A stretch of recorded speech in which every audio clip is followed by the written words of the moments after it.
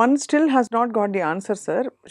శివ లాంటి సినిమా తర్వాత శివ అసలు కాస్టింగ్ జరిగినప్పుడు అంటే వెన్ యూ లుక్ బ్యాక్ ఆ రోల్కి మీరు బాగున్నారని కదా మిమ్మల్ని తీసుకుని ఉంటారు. అంటే హ్యాండ్ పిక్డ్ కదా ఆ రోల్ క్యారెక్టర్స్. నేను ఇక్కడ అంటేనమ్మా let me take it in this way పాజిటివ్గా.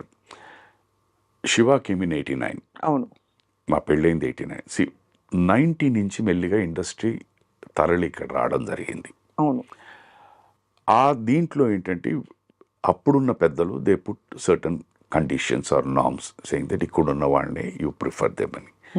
సో నాకు వ్యక్తిగా నేను ఇక్కడికి షిఫ్ట్ అయ్యే పరిస్థితిలో లేదు. ఎందుకంటే అంతకు ముందే ఒక దగ్గర ఒక 6 నెలలో 7 నెలలో ఉంటుంది నేను అక్కడ చెన్నైలో ఇల్లు కొనుక్కొని 6 నెలలు ఉన్నాను నేను. సో ఆ ఇల్లు వెంటనే అమ్మేసుకుని నేను ఇక్కడికి రావాలంటే ఆ ఇల్లు అమ్మాలి. అవును, దాని మీద కాస్త కొద్దిగా అప్పు ఉంది. సో అప్పు తీరిస్తే కానీ నేను అమ్మలేను.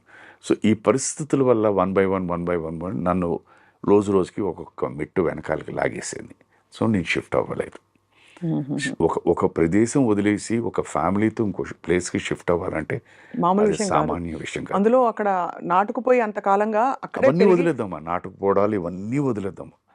ఒక మామూలు మన ఇందాలు మాట్లాడుకుని ఒక మధ్యతరగతి కుటుంబం ఆర్ లిటిల్ అప్పర్ క్లాస్ దీని మీద అనుకుంటే, అండ్ మధ్యతరగతి అంటే మళ్ళీ మీరు సార్ పేరు తీసుకొస్తారేమో, అందుకని అది కాకుండా దీని నుంచి ఇక్కడ బయటికి రావాలంటే ఇట్స్ వెరీ డిఫికల్ట్ థింగ్. నేను అది చేయలేకపోయానమ్మా. సో ఆ దీంట్లోని నేను ఏమైనా మిస్ అయిపోయి ఉంటాను అది కూడా అలా అనుకుంటా. Let us take it like that. So ఆ దీంట్లో ఐ మిస్డ్ ఇట్. ఎందుకంటే అప్పటికేమైపోయింది, అప్పటిదాకా నేను పనిచేస్తున్న దర్శకులందరూ వాళ్ళెవ్వరికి డైరెక్షన్ ఛాన్సెస్ రాలేదు. కొత్త క్రాప్ ఆఫ్ డైరెక్టర్స్ వచ్చేసారు, న్యూ క్రాప్. సో వాళ్ళందరూ they were preferring artist here. వాళ్ళకి ఆల్రెడీ ఉన్న సర్కులు తెలిసిన వాళ్ళతో దే వర్ మేకింగ్, అండ్ ఆ సినిమాలన్నీ సక్సెస్ఫుల్గా వెళ్తూ ఉన్నాయి.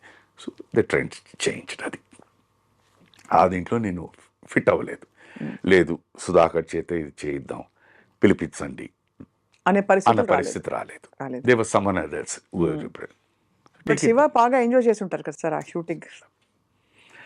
కరెక్ట్గా అంతా if you take the entire average age group of అందరూ, ద ప్రొడ్యూసర్స్ కానీ, డైరెక్టర్ గారు కానీ, కెమెరామెన్ గారు కానీ, మా we will all be around 25-26 years average తీసుకుంటే. సో ప్రతి ఒక్కరూ వారి కాలేజ్ అనుభవం, వారి కాలేజ్ ఎక్స్పీరియన్సెస్, చిన్న ఇన్సిడెంట్స్ అవన్నీ చెప్పేవారు. Enjoyed working with it.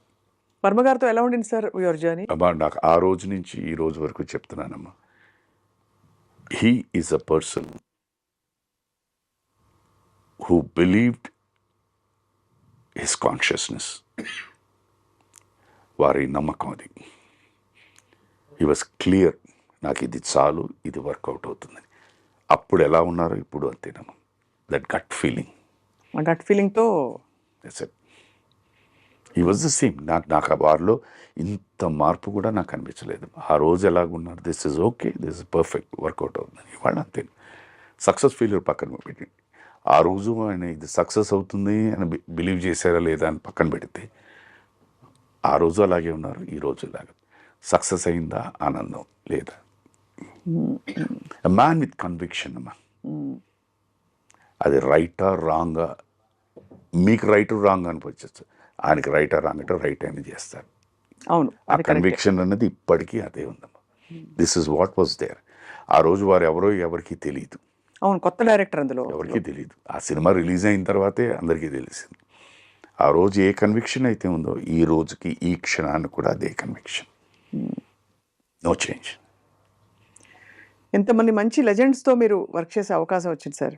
Vishwanath గారు, జంధ్యాల గారు, బాబు గారు, క్రాంతి కుమార్ గారు, రామ్ గోపాల్ వర్మ గారు, ముత్యాల సుబ్బయ్య గారు, రేలంగ్ నరసింహారావు గారు, you name it, it goes. అది ఒక్కొక్కళ్ళు ఒక్కొక్క తీరు కదా సార్. వాళ్ళందరిలో మీరు మోస్ట్ కనెక్ట్ అయిన వ్యక్తి ఎవరు సార్? అంటే సెల్ఫిష్గా చెప్పాలంటే it will be my first film Subhalekha and director గారే. బట్ ప్రతి ఒక్కరిలో మీరు అన్నట్టు అందరూ వైవిధ్యమైన డైరెక్టర్లు. సో ఒక్కొక్కరి దగ్గర ఒక్కొక్కటి మనం నేర్చుకుని దాన్ని అడాప్ట్ చేసుకోగలిగితే ఇట్ బి గుడ్. డైరెక్టర్ గారు, గురువు గారు, విశ్వనాథ్ గారు ఉన్నారంటే ఆయన మీరు ఏ సినిమా తీసినా, ఏ సినిమాలో కానీ ఏ పాత్ర అయినా కూడా ఊరికే నిలబడి డైలాగ్ చెప్పరు, ఏదో పని చేస్తూ చెప్తుంటారు. దానివల్ల ఏమైపోతుంది, ఇంట్లో ఉన్న ఫీలింగు, ఇంట్లో పనిచేస్తున్న ఫీలింగ్ వచ్చేస్తాయి. అది అక్కడ డైరెక్టర్ జంజాల గారు ఉన్నారంటే ఆయనది ఏంటంటే పని ఇది లేకపోయినా ఆ టైమింగ్ అనేది కరెక్ట్గా ఉండాలి. అది మామూలు డైలాగ్ అయినా ఆ టైమింగ్కి చెప్తే బ్రహ్మాండంగా పండుతుంది. అది అక్కడ నేర్చుకున్నాను. ఇంకా బాపు గారి గురించి అడగక్కర్లేదు.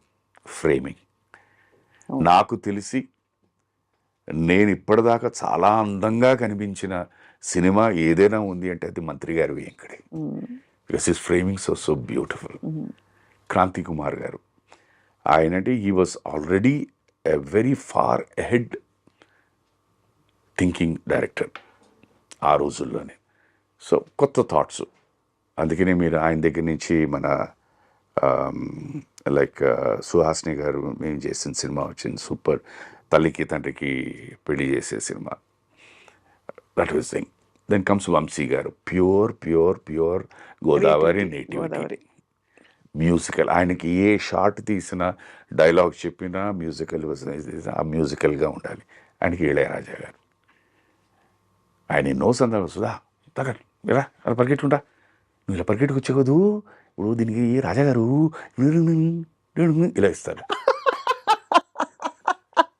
మీరు ఆశ్చర్యపోతారమ్మా వాళ్ళిద్దరి మధ్య ఉన్న ఆ వేవ్ లెంత్ ఏమిటి అన్నది నేను ప్రాక్టికల్గా ఒక ఎగ్జాంపుల్ చెప్పగలుగుతాను. రాజా సార్ అండ్ వంశీ గారు. చెప్పండి ఇద్దరు అసలు ఈయన ఇలా చెప్పేవారు సెట్లోని. మనకి ఏదో ఓకే అని ఏదో అనుకో అలాగేనా అండి ఓపెన్గా చెప్పారు. ఒక సందర్భంలో సార్ ఎందుకో ఫోన్ చేశారు, నేను రావచ్చు సార్ నైట్ అని. రండి సార్ అన్నాను. ఆయనతో పాటు ఇంకో ఎవరో మ్యూజిషియన్ వస్తారండి. సార్ నో ప్రాబ్లం ప్లీజ్ కమ్మండి. నేనేమైనా తీసుకురావాలా వచ్చారు. కూర్చొని మాట్లాడతా ఆ మాట ఈ మాట మాట్లాడతా. ఎందుకో తెలిసి తెలియకుండా అటు ఇటు వంశీ గారు రాజా గారు టాపిక్ వచ్చింది. వెంటనే ఆ మ్యూజిషియన్ అన్నారు, వంశీ గారి పేరు చెప్తుంటే, సార్ ఇవాళ మేము ఒక ఏదో చిన్నది అయినా కంపోజింగ్ దీంట్లో ఏదో ఇచ్చేసారండి, చేసిన తర్వాత అది మార్చని చెప్పి అది నోట్ చేసి పెట్టుకోండి, వంశీ ఏదో సినిమా తీస్తున్నాడు, ఎక్కడో ఒకటి బీజిఎంకి దేనికో పనికొస్తుంది అన్నారండి. నేను అలా ఉండి బ్లాంక్ అయిపోయాను. సడన్గా సార్ ఏమైపోయాయి, లేదు సార్ ఇప్పుడు సార్ ఈ మాట అంటున్నారు, రాజా గారు ఇలా కంపోజ్ చేసి ఇది ఉంచండి, ఇది ఇప్పుడు వాడద్దు, వంశీ గారు ఏదో డైరెక్ట్ చేస్తే దానికి ఎక్కడైనా బీజిఎంలోనో లేకపోతే ఏదో షార్ట్లో వాడదామని. ఆయన నాకు ఒక సందర్భంలో సుధాకర్ నువ్వు ఇలా పరిగెట్టుకుంటురా అని చెప్పి పరిగెట్టుకిచ్చి దీనికి ఈ మ్యూజిక్ ఇస్తారన్న. వాట్ ఏ కోఇన్సిడెన్స్ అండి. దట్ ఈస్ వై వాళ్ళిద్దరి మధ్య వచ్చిన మ్యూజిక్, వాళ్ళ సినిమాల్లో వచ్చిన మ్యూజిక్ సో బ్యూటిఫుల్. ఈయనేమిటి, ఈయన టేస్ట్ ఏమిటి అనేది రాజాగారికి తెలుసు. రాజాగారు నేను తీసిన దానికి రాజాగారు నాకు ఎలాంటి మ్యూజిక్ ఇస్తారనేది ఈయనకి తెలుసు. అవును.